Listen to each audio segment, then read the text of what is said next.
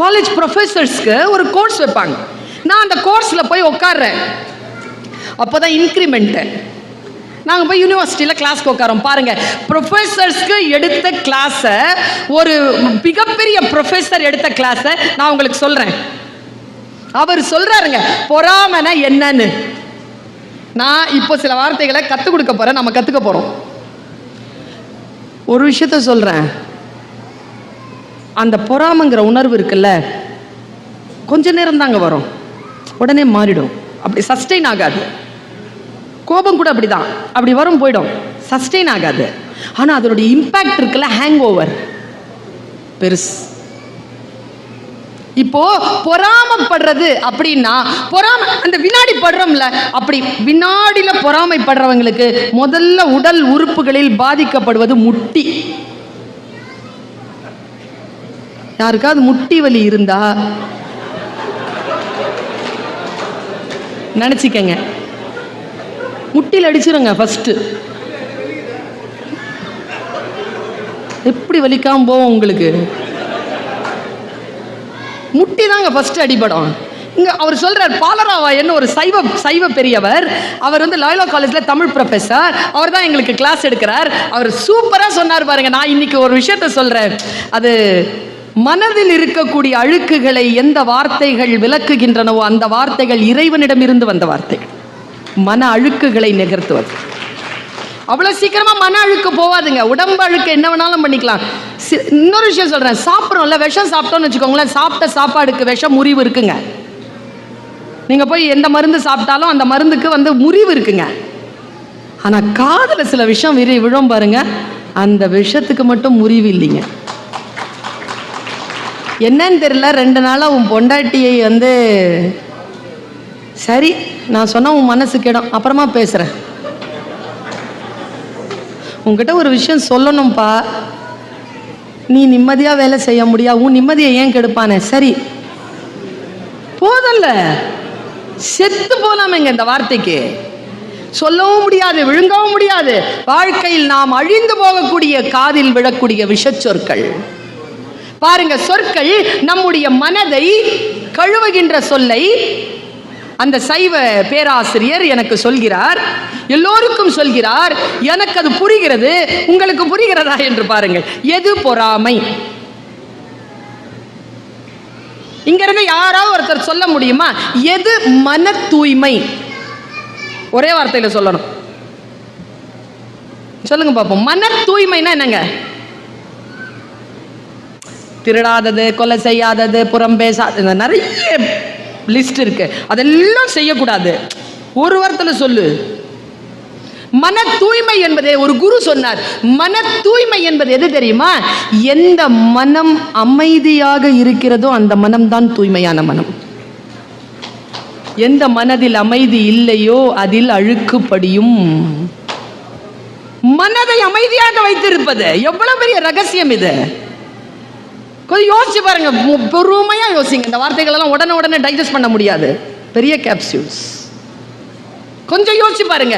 அமைதியா அடங்கிய மனமே குரு. மனம் அடங்கி யார்கிட்ட இருக்குதோ அவங்க என்ன சொன்னாலும் கேட்கலாம். பொறாமைங்கிறது என்னன்னு சொன்னார் பாருங்க. எனக்கு அதுக்கு முன்னால் நான் பொறாமப்பட்டிருக்கேன், சாட்சி, நான் பொறாமப்பட்டிருக்கேன். ஆனா அது பொறாமை இல்லை அப்படின்ட்டார். அதனால எனக்கு விடுதலை, நான் தப்பிச்சுக்கிட்டேன் அதுலேருந்து. என்னங்கிறத சொல்றேன். பல நேரங்களில் நமக்குள் நடக்கக்கூடிய விஷயங்கள் இதுதான் என்று அறியாமல் நாம் நிகழ்த்தி கொண்டே இருக்கிறோம். அவர் சொல்றார், அப்படி கிறிஸ்டல் கிளியரா விளக்கி சொன்னார். எனக்கு பெரிய ஞானம் சேர்ந்தது. அவர் சொல்கிறார், ஏ பின்னு 2 பேராம், 2 பேரும் பங்காளியாம். அப்ப தெரியும்ல எவ்வளவு பாசமா இருப்பாங்க. பங்காளினா யார் தெரியும் தானே? அப்பா வீட்டு சொந்தெல்லாம் பங்காளி, அம்மா வீட்டு சொந்தெல்லாம் தாயாதி. பங்காளி சண்டை தான் பெரிய சண்டை. ஏன்னா சொத்து, பெரிய பெரிய சண்டை. 2 பேருக்கும் வேறு வேறு இடத்துல பெரிய பெரிய இடங்கள்ல கல்யாணம் நடக்குது. அதே வருஷத்துல 2 பேருக்குமே ஆண் குழந்தை பிறக்குது. 2 பேருமே பெரிய பெரிய ஸ்கூல்ல போட்டு பிள்ளைய வளர்க்குறாங்க. பொறாமன்னா போட்டினா அப்படி ஒரு போட்டி வளர்க்குறாங்க. நீங்கள் வெளிநாடுகள் வாழக்கூடிய தமிழர்கள் இருக்கக்கூடிய பகுதியில் பாருங்களேன், ஒரே மாதிரி வீடு கட்டி வச்சுருப்பாங்க. யாரும் ஒரே இன்ஜினியர் கிடையாது, ஒருத்தனை பார்த்து இன்னொருத்தன் கட்டுறது தான். அப்படியே ஒரே மாதிரியா இருக்கும். டைல்ஸ் கூட மாற்ற மாட்டான், பால்கனி டிசைன் கூட மாறாது. 2 பேரும் ஒரே மாதிரி வளர்க்குறாங்க. ஒரு நாள் இருக்கான்ல அண்ணன், அவன் டீ கடையில் நின்று டீ குடிச்சிட்டு இருக்கும் பொழுது விளையாட்டா சொல்லி போட்டானா, என் பையனுக்கு நான் ஐஏஎஸ் ஆக்க போறேன், ஐஏஎஸ் அகாடமியில் சீட் வாங்கிட்டேன். இவன் கேட்டுட்டு இருந்திருக்கான். நேராக போய் அவனும் ஐஏஎஸ் அகாடமியில் சீட் வாங்கி போட்டான் உள்ள. 2 பேரும் ஐஏஎஸ்க்கு படிக்கிறாங்களாம். பால்ராவாயன் சொல்றாரு, 2 பேரும் ஐஏஎஸ்க்கு படிக்கிறாங்க, 2 பேரும் ப்ரிலிமினரி எழுதுறாங்க, 2 பேருக்குமே ரிசல்ட் வருது. ரிசல்ட் ஒரே நாளில் வருது, பேப்பரில் வருது. இப்போ பேப்பரை எடுத்து வச்சிருக்கோம். இப்போ நாம எல்லாரும் தான் ஏ, ஓகேவா? எல்லாரும் சாட்சிக்கு வாங்க, எல்லாரும் ஏ. யாருடைய நம்பரை முதல்ல பார்ப்போம். அவ்வளோ கெட்டவங்கெல்லாம் இல்லைங்க, அவ்வளோ கெட்டவங்களா? நம்மளது பார்ப்போங்க, நம்ம பிள்ளை தான் பார்ப்போம். பிஏலாம் பார்க்க மாட்டோம், அவ்வளோ பதட்டம் இருக்கும்ல. நம்ம பிள்ளைது வந்துருச்சா? +2 ரிசல்ட் வருது, ஆகாதவங்க ரிசல்ட் பார்ப்போம் ஃபஸ்ட்டு. நம்ம பிள்ளை ரிசல்ட் தானே பார்ப்போம். +2 சொன்னால் புரியுது, ஐஏஎஸ் சொன்னால் புரியல பாருங்க. பார்க்குறான் அவன் பிள்ளை பேர் வரல, உடனே என்ன பண்ணுவான்? இப்போ வாங்க, இப்போ வாங்க, சால் ஃபுல் எனர்ஜியில் பார்ப்பார் போல இருக்கு. பிஏ அவர் தாங்க உயிர்ப்பாக வச்சிருக்கிறாரு ஆடியன்ஸை. பார்த்தார், பி பார்த்தார், அவன் பேர் வந்துருச்சுங்க. குப்புன்னு பத்தவங்க வயிற்றுல, சரேன்னு முதுகு தண்டுக்கு போயிட்டு காலில் இறங்கி மறுபடியும் காலில் இருந்து மேலே ஏறி முதுகு தண்டுக்கு வந்து இங்கே நின்று இப்படி படம் எடுக்கும். பொறாம நான் பாருங்களேன், செத்தே போவாங்க முன்னால் இருக்கிற ஆளு, அந்த அளவுக்கு பொறாம. அவர் சொல்றாரு, அதுக்கு பேர் பொறாமை இல்லையா? விடுதலையா?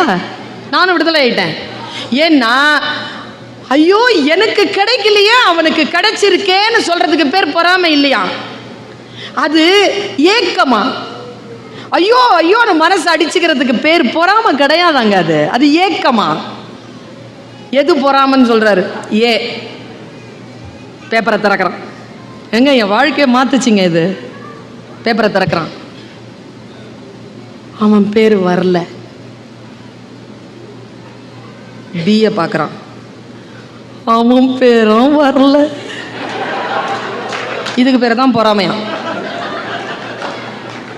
இதுதான் முட்டி போகும், கிட்னி அடிபடும், ஹார்ட் அட்டாக் வரும், பிபி எகிரும், எல்லா பார்ட்ஸும் பலவீனமாகும். அடுத்தவர்கள் தோல்வியை கண்டு நாம் படுகின்ற மகிழ்ச்சிக்கு பெயர்தான் பொறாமை என்றவர். இந்த பொறாமை இல்லாமல் இருப்பது எவ்வளவு பெரிய விஷயங்க இது.